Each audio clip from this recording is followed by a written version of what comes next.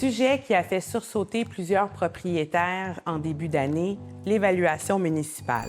La fameuse évaluation municipale qui, on va se le dire, en 2025 a fait mal à bien des propriétaires parce que tout d'un coup, elle a augmenté à un pourcentage assez intense comparativement aux dernières que nous avions eues. Donc, l'évaluation municipale, ce qui est important de comprendre, c'est qu'elle n'a pas la même fonction qu'une évaluation du marché. C'est deux choses complètement différentes. Déjà, elle sert à quoi l'évaluation municipale? Aller chercher des taxes qui permettent aux villes de se financer, contrairement à l'évaluation marchande de votre propriété qui est la valeur que vous allez vendre à un acheteur potentiel.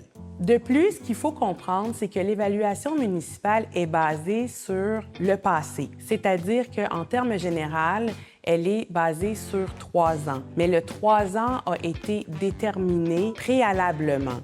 Donc, si vous êtes dans un quartier qui, il y a quelques années, par exemple, pendant la COVID, a tout d'un coup éclaté et est devenu extrêmement populaire, bien, on s'entend qu'aujourd'hui, vous le remarquez dans la nouvelle évaluation que la Ville vous propose. Les critères qui sont utilisés sont la dimension de votre lot, la grandeur de votre bâtiment, l'âge de votre bâtiment, l'emplacement, le quartier, la ville, et l'apparence extérieure, car il est très rare qu'un évaluateur cogne à la maison pour venir évaluer l'intérieur. Ce qui veut dire que, par exemple, vous pourriez avoir des comptoirs en or, votre voisin pourrait en avoir en carton, mais comme vos deux propriétés se ressemblent extérieurement, vous pourriez avoir relativement la même valeur au niveau de votre évaluation municipale. Ce qui signifie que les rénovations intérieures ne sont pas nécessairement prises en compte lors de l'établissement du montant.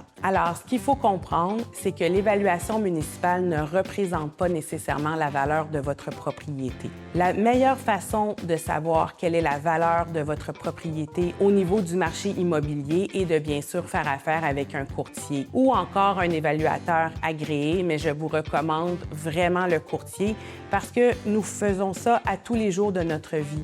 Rentrer et sortir des propriétés, voir des propriétés, évaluer des propriétés, analyser des propriétés. Donc, je pense que vous avez compris que oui, on rêve même de propriété le soir. En résumé, peut-être que votre évaluation municipale vous semble trop haute, trop basse. Encore là, prenez le temps de contacter votre courtier pour bien établir la valeur de votre propriété et évaluer vos besoins pour la suite des choses.